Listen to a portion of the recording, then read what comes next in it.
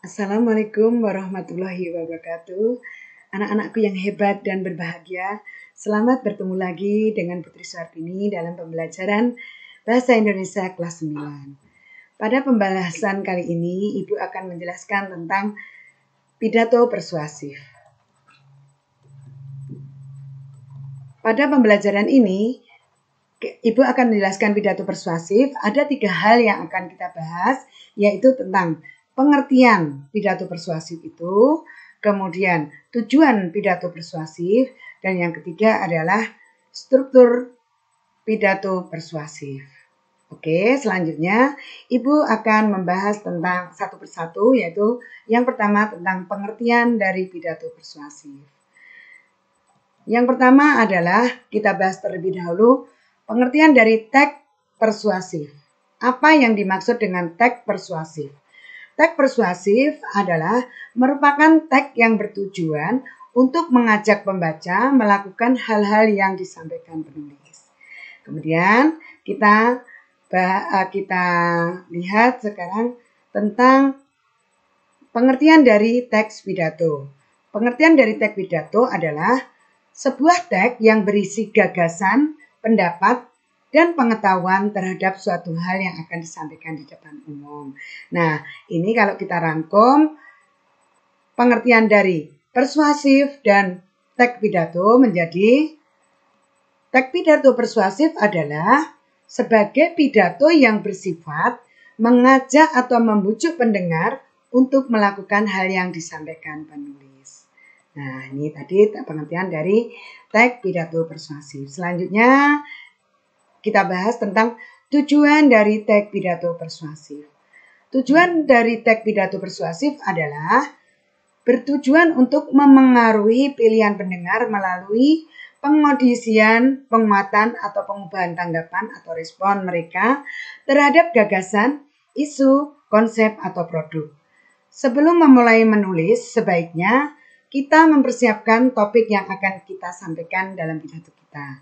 Hal ini sangat penting karena keberhasilan mengajak atau membujuk orang tergantung kesiapan kita dalam berpidato itu. Jadi topiknya harus kita tentukan terlebih dahulu. Selanjutnya anak-anak, kita akan membahas tentang bahwa tujuan dari pidato persuasif yang akan disampaikan itu, agar tujuannya itu dapat tercapai, kita harus memahami pendengar atau audien yang mendengar atau membaca pidato persuasif tersebut. Jika kita berhasil memahami audiens, maka keberhasilan pidato untuk membujuk atau mengajak mereka akan sangat besar. Nah, oke anak-anak, selanjutnya ada 3 cara membujuk atau mengajak audien, yaitu yang pertama adalah etika, yang kedua logika, dan yang ketiga emosi. Nah, ini ketiganya ini adalah berkaitan bagaimana kita bisa mengajak atau membujuk pembaca atau pendengar melalui pidato kita. Kita bahas satu persatu.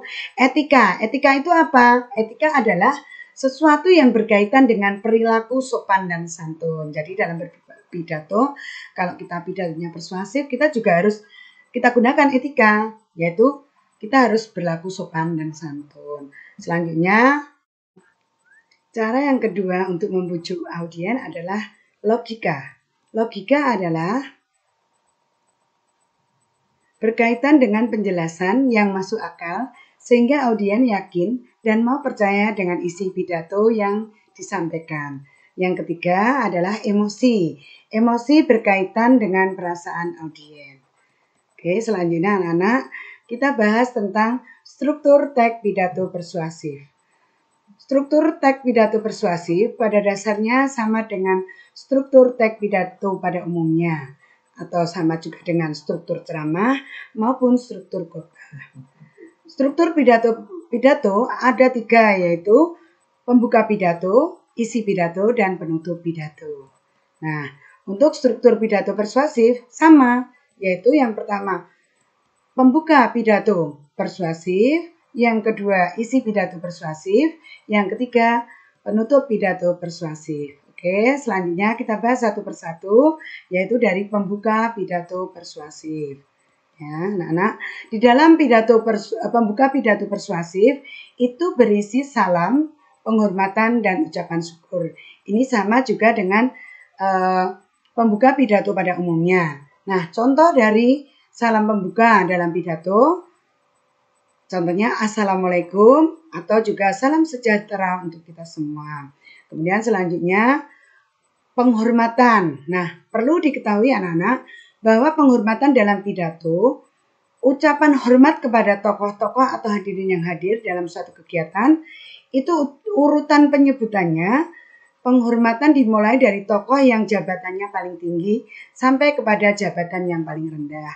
Contoh ucapan penghormatan yaitu contohnya yang saya hormati Bapak dan Ibu dan sebagainya bla bla bla bla bla. Oke, selanjutnya anak-anak yaitu ucapan syukur ya. Ucapan syukur disampaikan kepada Tuhan karena orator itu maksudnya orang yang berpidato itu dan pendengar telah diberi kesehatan dapat berkumpul bersama dan hadir dalam suatu acara itu. Nah, contohnya adalah pada kesempatan kali ini marilah kita panjatkan puji syukur kepada Tuhan Yang Maha Esa karena telah memberikan karunia-Nya kepada kita semua sehingga kita dapat menghadiri dan berkumpul dalam acara ini. Itu adalah contoh dari pembuka pidato. Selanjutnya isi pidato persuasif. Nah, pada bagian isi pidato persuasif, bagian ini berisi tujuan dan informasi yang penting yang akan disampaikan kepada pendengar atau pembaca. Bagian ini berisi isi informasi secara rinci dan jelas. Oke, selanjutnya yaitu bagian penutup. Bagian penutup berisi harapan dan doa agar apa yang disampaikan bermanfaat bagi pendengar serta salam penutup. Nah, anak-anak, kalau pada bagian penutup ini biasanya setelah kita selesai berpidato, kita berhenti, kemudian kita tatap audien sehingga audien biar bisa mencerna apa yang kita sampaikan. Kemudian setelah itu kalian berikan senyum kepada audien. Selanjutnya, struktur pidato persuasif ada 3 macam. Strukturnya yaitu yang pertama adalah pernyataan posisi. Yang kedua, tahap argumen. Yang ketiga adalah penguatan pernyataan posisi.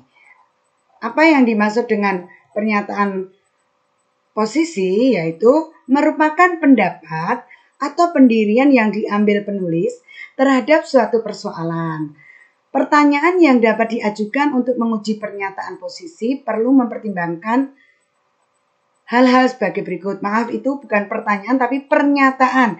Pernyataan yang dapat diajukan untuk menguji pernyataan posisi perlu mempertimbangkan hal-hal sebagai berikut. Yang pertama adalah sasaran atau audiens.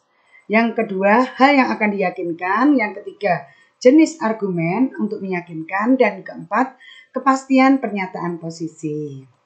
Selanjutnya adalah tahap argumen. Ya. Tahap argumen ini adalah kita kemukakan pendapat kita. Ya, pendapat yang kita kemukakan perlu dikembangkan dan didukung secara logis, dibuktikan dengan alasan, contoh, bukti pakar, dan informasi secara statistik.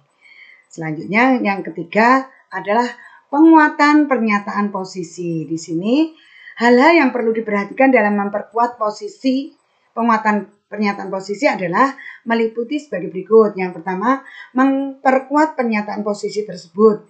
Yang kedua, pernyataan posisi itu dikembangkan secara logis, didukung oleh bukti-bukti, tabel, diagram, foto dan gambar serta dapat digunakan dalam bentuk PowerPoint. Nah, demikian anak-anak penjelasan dari Ibu. Kiranya penjelasan sampai di sini. Semoga penjelasan ini bermanfaat bagi kalian semua. Nah, untuk selanjutnya anak-anak silakan kalian ringkas materi tadi, kemudian tuliskan di kolom komentar tentang struktur teks persuasif, teks pidato persuasif. Demikian anak-anak, kurang lebihnya Ibu mohon maaf. Wassalamualaikum warahmatullahi wabarakatuh.